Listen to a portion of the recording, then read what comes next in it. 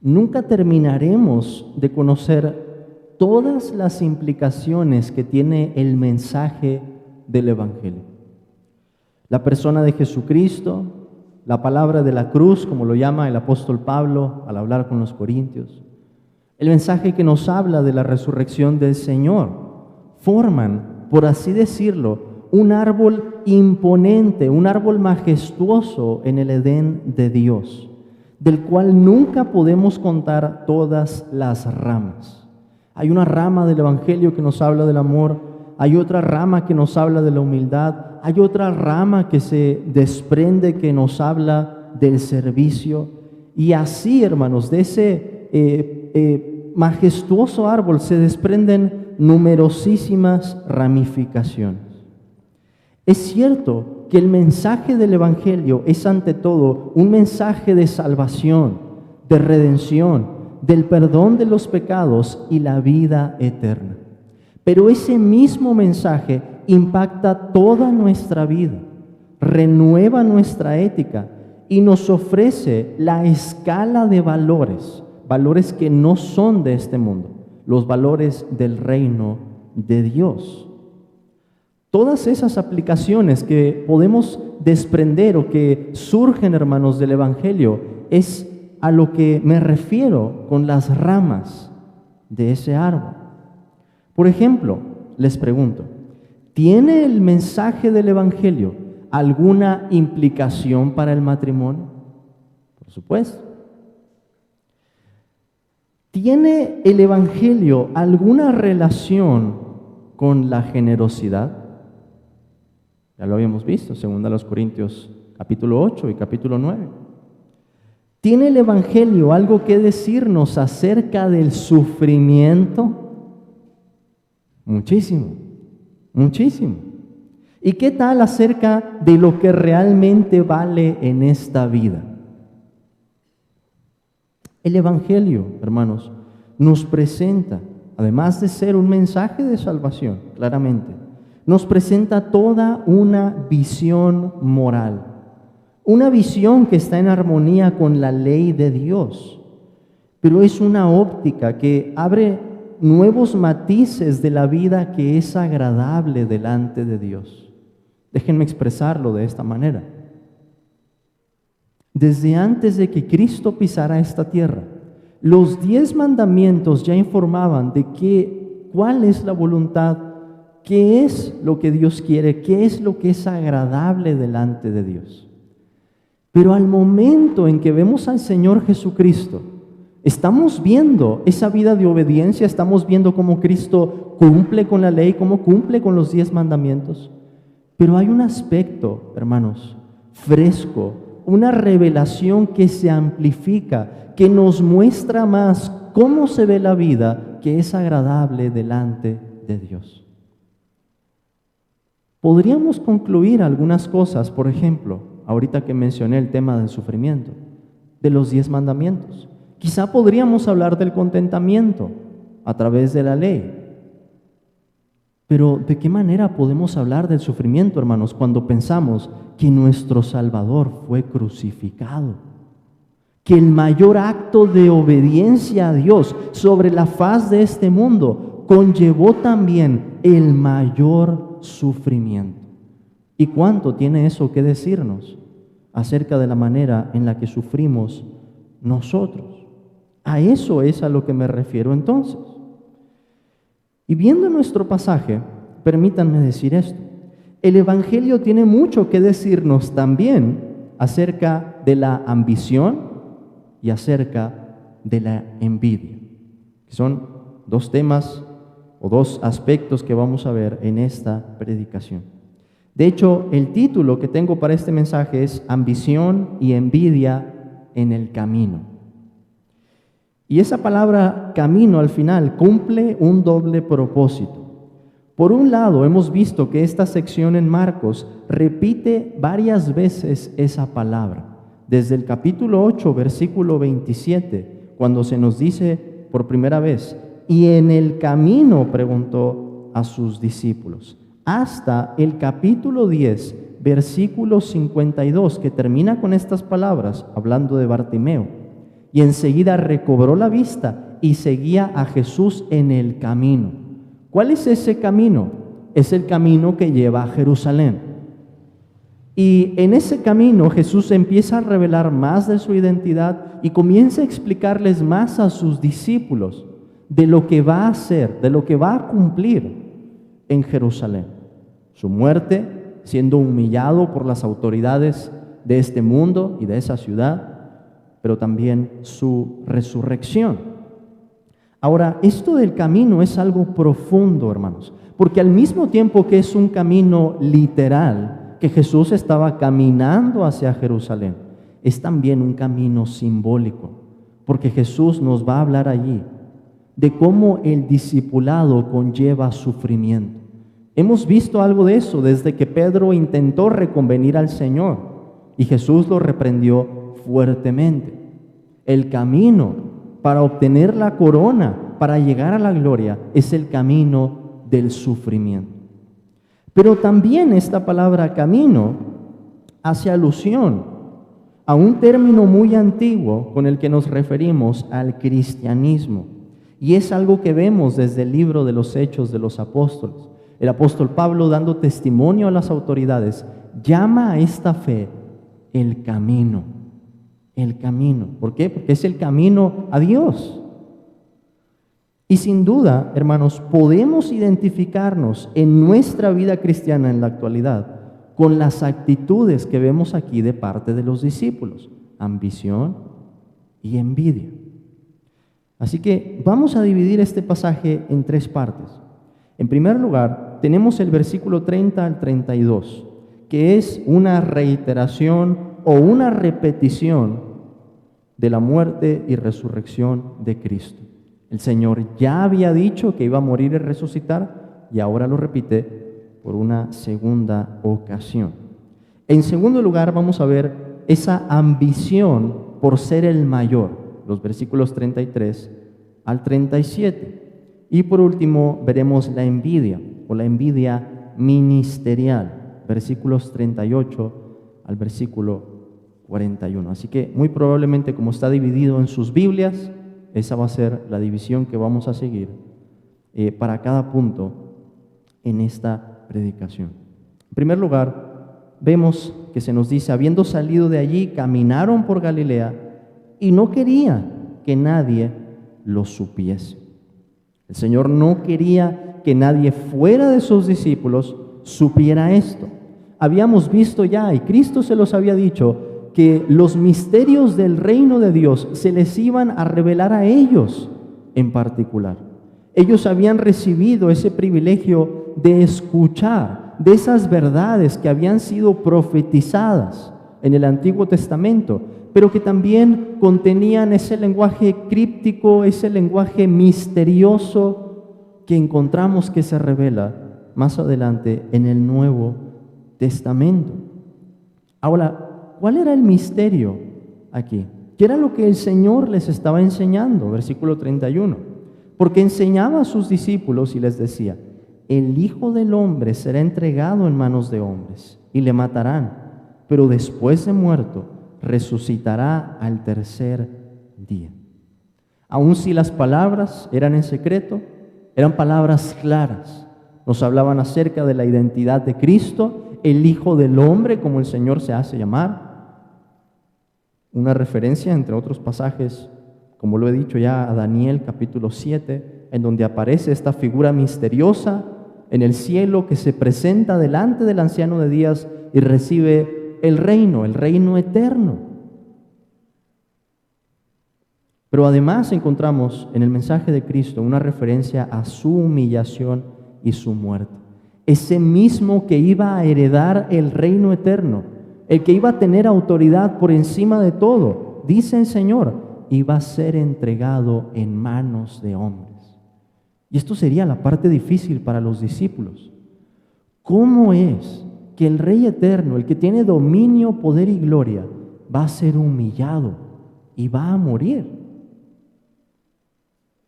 Por eso nos dice el pasaje que ellos no entendían esta palabra. Y Jesús incluye allí su resurrección. Después de muerto, resucitará al tercer día. Exactamente lo mismo que el Señor les había dicho ya en el capítulo 8, versículos 31 y 32. Exactamente los mismos elementos. El Señor iba a ser entregado, el Señor es el Hijo del Hombre, lo iban a matar y después de muerto iba a resucitar el tercer día. Ahora, la pregunta es, ¿por qué repetirlo? Esta es la segunda vez y vamos a encontrar una tercera más adelante en esta sección. Jesús quería que tuvieran esto en claro. Y eso es lo primero que podemos decir. ¿Por qué repetir el mensaje? Para que lo tuvieran en claro los discípulos. Iban camino a Jerusalén y lo que iba a pasar allí es que el Señor iba a morir. Estas palabras además resaltan que Cristo, hermanos, estaba haciendo esto voluntariamente, para que cuando llegara ese momento los discípulos podían decir, esto es lo que el Señor nos había dicho. Es decir, Él ya sabía lo que le iba a pasar y aún así quiso andar por ese camino. Aún así vimos que se dirigía hacia Jerusalén. Cristo repite esto porque era el mensaje más importante que debían recibir los discípulos. Pero también podemos decir, el Señor lo repite porque los discípulos se iban a unir después a ese mismo camino, a un camino de sufrimiento y de humillación. Pero vemos, como los hemos visto a los discípulos en Marcos, que ellos todavía no entendían. Una y otra vez el Señor habla con ellos, lo hacen palabras claras, pero todavía no entienden. Y tenían miedo de preguntarle, nos dice el pasaje. Y esto, hermanos, es una clave para entender mejor lo que viene a continuación. Porque vamos a ver un contraste profundo entre lo que el Señor está diciendo y en qué es en lo que están pensando los discípulos. ¿Cuál es la actitud de los discípulos? Y en eso tenemos entonces nuestro segundo punto, la ambición por ser el mayor. Los discípulos y el Señor llegan a Capernaum y cuando estuvo en casa, nos dice el pasaje, les preguntó, ¿qué disputabais entre vosotros en el camino? Llegan a Capernaum, la ciudad en donde habíamos visto en el capítulo 1, en la que vivían Simón y Andrés. Y Jesús hace esta pregunta. ¿Cuál es la función de esa pregunta, hermanos? Porque podemos esperar que Jesús supiera ya cuál era el tema en cuestión, pero que quería preguntarlo para que sus discípulos reflexionaran cuál era su motivación, por qué habían estado discutiendo acerca de eso. Jesús los conocía, lo hemos visto ya en otros pasajes, y el Señor sabía que no habían entendido todavía. Así que su silencio en ese momento, el silencio de los discípulos, los delata, que la conversación que tenían allí, probablemente queriendo que el Señor no oyera lo que estaban diciendo, no era una buena idea, no era una buena conversación, no provenía de un buen motivo. El versículo 34 nos dice, mas ellos callaron, porque en el camino habían disputado entre sí quién había de ser el mayor. Estaban debatiendo quién iba a ser el principal en la consumación del reino. Estaban esperando que el cumplimiento del reino se manifestara en cualquier momento para decir, vamos a repartir los cargos. Simón, ¿tú qué vas a tener? Bueno, yo voy a ser secretario de tal. A ver, Andrés, ¿tú qué dices? No, yo voy a ser mayor que tú. Y se daría una discusión carnal por un tema que era muy importante, como vamos a ver que el Señor lo resalta. Pero esto es lo que estaban haciendo en el camino. Hermanos, piensen en ese contraste. Los discípulos están andando con el Señor. Marcos nos repite esta palabra del camino, porque lo que el Señor Jesús está pensando es, voy a ir a Jerusalén y voy a padecer allí. Y después de eso, después de muerto, voy a resucitar al tercer día. ¿Y en qué están pensando los discípulos? En algo totalmente distinto. Están pensando en la corona, están pensando en la gloria, pero sin la humillación. No han entendido bien cuál es la manera en que Cristo va a traer el reino.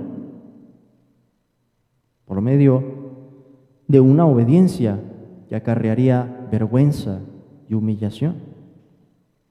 Mientras que la mente del Señor estaba enfocada entonces en ese momento, los discípulos estaban dominados por ese deseo, por esa ambición de tener el primer lugar en el reino. Ya estaban pensando en las guirnaldas, las condecoraciones, los puestos que iban a ejercer allí, sin comprender que primero hay que sufrir. Todos querían entonces la preeminencia, pero de una manera inadecuada. Así que el Señor se va a dedicar ahora a corregir su entendimiento. Y nos dice el versículo 35, entonces Él se sentó y llamó a los 12 y les dijo, si alguno quiere ser el primero, será el postrero de todos y el servidor de todos. Esto de que se sienta, hermanos, este pequeño detalle es importante porque esta era la postura o la forma en la que se colocarían los maestros para enseñar. Es decir, que cuando los discípulos lo vieron, iban a pensar, a ver, júntense, el Señor nos va a decir algo importante ahora. Y quizá esperarían en ese momento un regaño. Justo se habían quedado callados, se habían quedado en silencio por la discusión que habían tenido. Pero el Señor da una instrucción de una manera muy paciente. Ahora, antes de pensar en lo que el Señor dice en ese momento, piensen en lo que Cristo está asumiendo aquí. Porque el Señor, hermanos, no quita el deseo de ser el primero. Lo que hace es reorientar la motivación y la forma en la que eso se consigue. El Señor supone que la ambición por ser el primero en el reino está bien y la refuerza. Les dice, si alguno quiere ser el primero, será el postrero de todos y el servidor de todos. Cristo les está diciendo la manera. En otras palabras, Cristo está diciendo, yo quiero que ustedes sean los primeros y está bien que tengan ese deseo, pero permítanme reorientar. Esta es la forma en que se consigue la grandeza. El problema entonces es que ellos no lo estaban pensando en los términos correctos. Ahora, hermanos, el cristianismo se opone a la ambición que es pecaminosa, a la ambición que es desordenada, definitivamente, eso está muy claro. Pero no a la ambición en sí misma. Hay ambiciones que son santas, hay ambiciones que son buenas. Y esta es una de ellas, el deseo de querer ser el primero en el reino de Dios. Dios nos renueva, Dios renueva nuestros deseos, renueva nuestras ambiciones para que ahora la pasión que nosotros tengamos sea por algo que es santo, por algo que es digno de alabanza.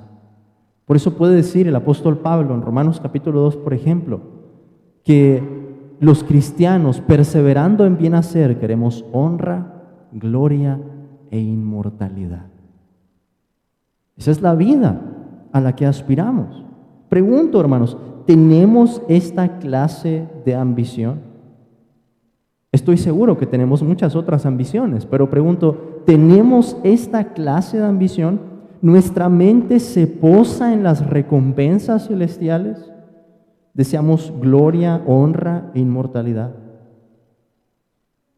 Parte del problema es que nuestras ambiciones son muy pobres. Como las de los discípulos, se quedan solamente en algo muy terrenal. Pero en la medida en la que nuestro deseo sea ser el primero en el reino de Dios, buscar esas riquezas celestiales, abrazaremos lo que el Señor va a decir a continuación. Por eso es tan importante lo que Él asume, porque si tenemos ese deseo en nuestra vida, vamos a llevar a cabo lo que encontramos a continuación. Cristo dice, si alguno quiere ser el primero, será el postrero de todos y el servidor de todos. Vean qué diferente es el mensaje de Cristo. Esa escala de valores en el reino de Dios es contraria a la ambición pecaminosa, es contraria al orgullo, contraria a la soberbia. El reino viene con un mensaje paradójico. Para ser el primero, para obtener el primer lugar, hay que ser el último.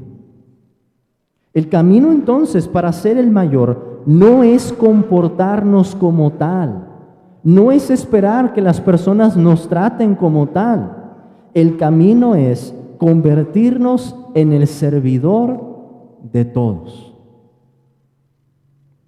Imagínense, los apóstoles ya se estaban saboreando su preeminencia en la corte del Mesías, pero el Señor les dice el método correcto. ¿Y qué significa esto, hermanos? De que será el postrero de todos y el servidor de todos. Significan que uno antepone el bien y los intereses del prójimo antes que pensar en sobresalir. Si queremos sobresalir, si ese es nuestro deseo, es bueno, pero el deseo debe estar en los cielos, sobresalir en los cielos, no aquí. Y esto es una implicación del Evangelio. Por eso contrasta tanto aquí la actitud de los discípulos con lo que Cristo está diciendo. Porque el Evangelio, hermanos, nos enseña a no reclamar ningún privilegio ante otros, sino más bien privilegiar a otros, privilegiar a nuestro prójimo, a nuestro hermano, a nuestra hermana. Y esto, por supuesto, se contrapone a lo que piensa el mundo. ¿Cómo el mundo piensa en ser el primero? A través de la exigencia, a través de una actitud, a veces con violencia, a veces con agresividad, una actitud que se impone, una persona que demuestra que quiere ser servida. Así demuestra uno en el mundo que tiene el primer lugar. Pero la verdadera grandeza, según nos enseña nuestro Señor Jesús, está en ser el último y el servidor de todos. Entonces, imagínense, hermanos, qué contraria es esta imagen, que si lo pensáramos en términos de una carrera y viéramos a una persona que se cae y nosotros vamos en el primer lugar, la idea es, nos detendríamos a levantar a esa persona, sin importar que quedemos en el último. Porque al final, sabemos nosotros, en la carrera celestial vamos a recibir ese primer lugar. Hay una motivación por hacerlo, hay un deseo, hay una ambición, pero no está puesta en las cosas de este mundo. Pregunto, hermanos, ¿no somos también como los discípulos? Que queremos sobresalir, queremos que otros nos reconozcan, queremos que nos sirvan en la iglesia. Y tristemente muchos vienen a la iglesia con la mentalidad como si se tratara de un restaurante. Quiero lo que yo te diga y lo quiero pronto. Y si llega mala orden, esto no es lo que yo te pedí. Un cristianismo a la carta. Se sienten los invitados de honor y no se atreven a servir. ¿Yo? ¿Recoger la mesa? ¿Limpiar los baños? Por favor, ¿cómo crees? Soy un hijo del rey. Y no estoy hablando, hermanos, de los que vienen de visita, aunque la palabra también es para ellos. Estoy hablando de nosotros, los que somos miembros de esta iglesia. ¿Por qué es que estamos tan ensimismados? ¿Que pensamos tanto en nosotros? ¿Que pensamos de manera tan egoísta? ¿Será que hemos entendido mal lo que significa seguir a Cristo? Me parece que no exagero si digo que vivimos muchas veces pensando o haciendo lo contrario a lo que tenemos en este principio. En lugar de decir que vamos a ser el postrero de todos y el servidor de todos, decimos yo, el primero de todos y servido por todos. Pero para reforzar todavía más esto, nuestro Señor Jesús les da una ilustración y nos las da también a nosotros. Versículo 36. Y tomó a un niño y lo puso en medio de ellos, y tomándole en sus brazos les dijo: el que reciba en mi nombre a un niño como este, me recibe a mí, y el que a mí me recibe, no me recibe a mí, sino al que me envió. El niño entonces se va a convertir en una especie de parábola, en una ilustración del mensaje de Cristo, de la instrucción de Cristo en ese momento. El Señor les da un ejemplo muy claro. En el primer siglo, nadie pensaría en un niño como una persona distinguida, como una persona importante, como una persona de mucho honor. Pero si el niño es recibido por causa de Cristo, el Señor está diciendo, uno no solamente está recibiendo a ese niño, está recibiendo a Cristo y está recibiendo al Padre. La idea es entonces, hermanos, que aún los apóstoles debían tratar al siervo más pequeño, al menos distinguido, al menos importante, como si fuera el más importante de todos, como el invitado de honor, como el invitado distinguido. Aún el menor de los siervos de Cristo lo representa en un sentido. Por eso la grandeza entonces no estaba en esas cosas externas, no está en la apariencia, tiene que ver con realidades espirituales. Aún si recibimos a un niño, y el Señor va a seguir utilizando ese mismo ejemplo más adelante, eso lo vamos a ver en la próxima predicación. Pero déjenme pasar ahora al tema de la envidia, que es a donde nos lleva la respuesta del apóstol Juan en ese momento, en el versículo 38. Juan le respondió diciendo, Maestro, hemos visto a uno que en tu nombre echaba fuera demonios, pero él no nos sigue, y se lo prohibimos, porque no nos seguía. Tal parece que en cuanto Juan escucha esto de recibir a un niño en el nombre de Jesús, se acuerda de alguien que estaba usando el nombre de Jesús para exorcizar, pero que ellos no habían recibido. Quizá Juan estaría pensando en ese momento si lo que Cristo dice tiene una implicación para lo que ellos habían hecho de no recibir a aquel hombre. Ahora, noten la ironía que hay aquí, hermanos, porque aquel hombre estaba echando fuera demonios y justamente no hace muchos versículos habíamos visto que los discípulos no pudieron expulsar a un demonio. Eso ya debería demostrar algo. Pero vean, hermanos, la forma en la que Juan describe esto. Pero él no nos sigue y se lo prohibimos porque no nos seguía. Juan está viéndose a sí mismo y a los discípulos en ese momento como el punto de referencia. Hablando de pretensiones de grandeza, vemos algo similar aquí, pero ya no es solo dentro del grupo, es de este grupo hacia afuera del grupo. Una envidia o celos de que hubiera alguien por allí haciendo la obra del reino sin la fiscalización de los apóstoles. Y Juan lo describe en estos términos, no nos sigue. Si se trata de seguir a Cristo, no a los apóstoles.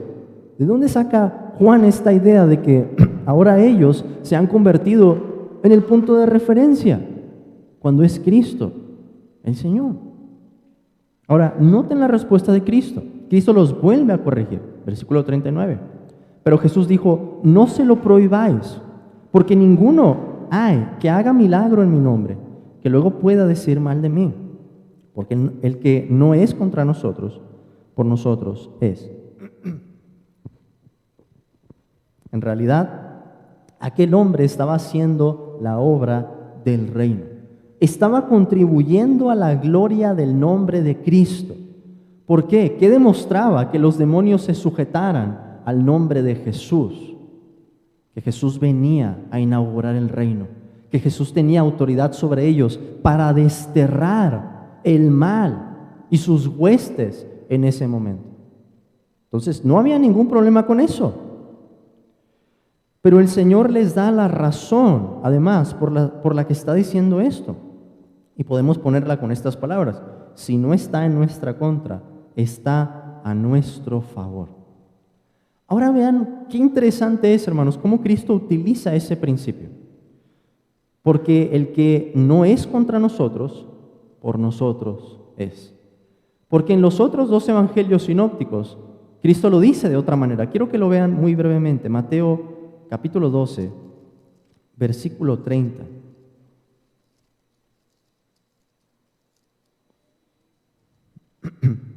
Capítulo 12, versículo 30. Vean qué diferente se dice aquí. El que no es conmigo, contra mí es, y el que conmigo no recoge, desparrama. Ahora, les digo esto para que se den cuenta que el mismo principio se utiliza en dos contextos muy distintos.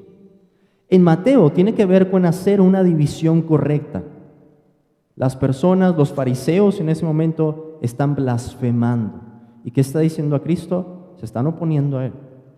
El mismo principio, si lo ponemos de esta manera, nos está hablando aquí de unidad.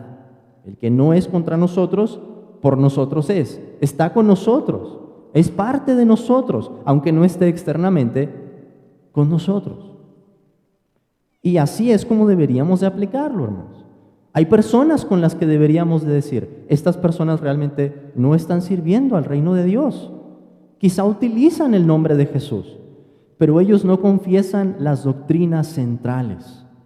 Niegan verdades que tienen que ver con la persona de Cristo, niegan que Él sea Dios, por ejemplo, o que Él sea verdadero hombre, o niegan, por ejemplo, la Trinidad. Con esas personas utilizaríamos el principio como está en Mateo.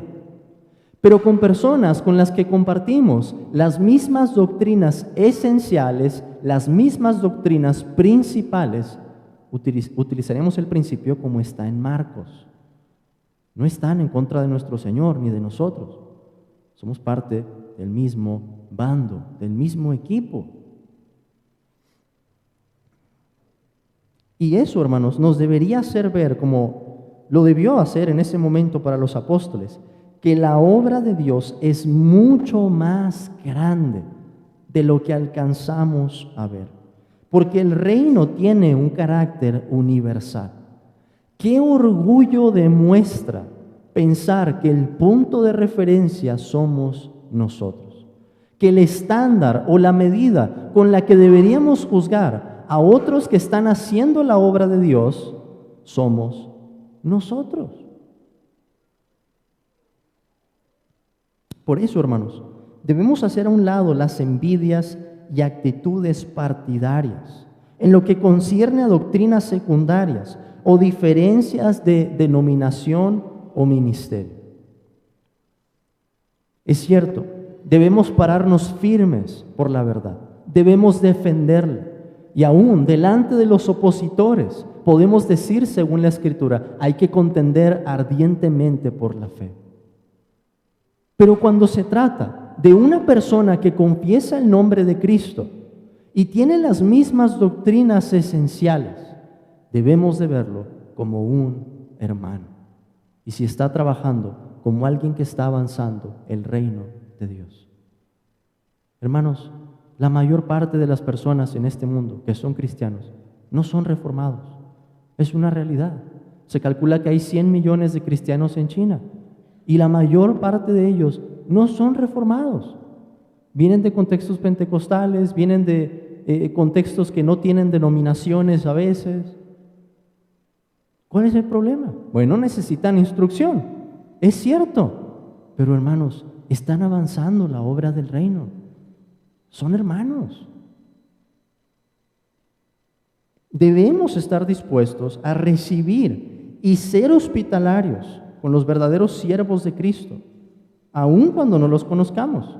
Y es parte de la idea que encontramos en el versículo 41, cuando Cristo dice, y cualquiera que os diere un vaso de agua en mi nombre, porque sois de Cristo, de cierto os digo que no perderá su recompensa. Qué diferente, hermanos, puede ser la actitud si tenemos en cuenta esto al encontrar a un cristiano. ¿No es cierto que muchas veces cuando venimos a conocer más la doctrina con más profundidad, alguien nos dice, soy cristiano, inmediatamente se prenden en nosotros todas las alertas, las antenas del discernimiento? Pregúntale si es salvo. ¿Eres salvo? Sí. ¿Por qué me preguntas? Bueno, pero ¿de qué has sido salvo? ¿Cómo fuiste salvo? ¿Hiciste la oración? Pues sí, he creído en Cristo, hice una oración. La oración está mal, es una herejía condenable. Hermanos, seamos honestos, esas son el tipo de pláticas que teníamos. ¿Qué orgullo demuestra eso? ¿Qué tipo de actitud? ¿Qué tipo de envidia de pensar que hay otros siervos de Dios en el mundo haciendo la obra de Dios que no están en esta iglesia y que quizá van a obtener una recompensa muchísimo más grande que nosotros, que no son conocidos por nadie, que no aparecen en internet, que se tienen que congregar en la selva o en los bosques porque no tienen otra oportunidad? Debemos entonces deshacernos de ese espíritu partidario, porque lo único que demuestra es orgullo espiritual. Es cierto, lo más fácil para nosotros, por la doctrina que tenemos y por tener nuestra confesión, es empezar a hacer relaciones con hermanos que tienen la misma confesión. Es cierto, pero yo estoy hablando de la actitud. ¿Cuál debería ser nuestra actitud? La obra del reino no está fiscalizada por nosotros, le pertenece a Cristo. Y es más grande, hermanos, de lo que alcanzamos a ver en este momento, mucho más grande. Incluso Cristo nos dice que si atendemos a uno de sus siervos, si recibimos a alguien en el nombre de Cristo, dándole un vaso de agua, y lo estamos haciendo por ese motivo, hermano, porque eres mi hermano, puedes quedarte en la casa, te falta comida, aquí está, vienes de viaje, puedes venir. Cristo dice, de cierto os digo que no perderá su recompensa. Aún un acto tan pequeño de hospitalidad como darle un vaso de agua fría a alguien, no perderá su recompensa. Esto puede tomar la forma de cooperación entre iglesias para ciertos proyectos, más allá de lo que encontramos en el principio. Esta sería una aplicación, como evangelismo, como las misiones, por ejemplo, entre tantas otras formas. Y es algo que espero que como iglesia podamos ir reflexionando. Hay un momento en que vamos a hablar de eso en la confesión, de la cooperación que debe existir entre iglesias. Es cierto, la iglesia universal de Cristo es una sola, pero es lamentable, hermanos, es lamentable, y los incrédulos lo ven, que no podamos cooperar con otros cristianos por rivalidades ministeriales, por envidias o por lo que sea. Es triste y no debería ser de esa manera. Que el Señor nos ayude, nos guíe para saber cómo debemos hacerlo, utilizando principios como estos, haciendo uso de sabiduría sin quitar nada de la verdad, pero poder sentarnos en la mesa con hermanos que quizá no comparten nuestros distintivos reformados, o incluso que son presbiterianos, pero que comparten las mismas doctrinas esenciales, que sirven al mismo Cristo. Terminemos entonces, hermanos, considerando cómo es que encontramos implicaciones clarísimas del Evangelio en el tema de la ambición y en esos celos partidarios.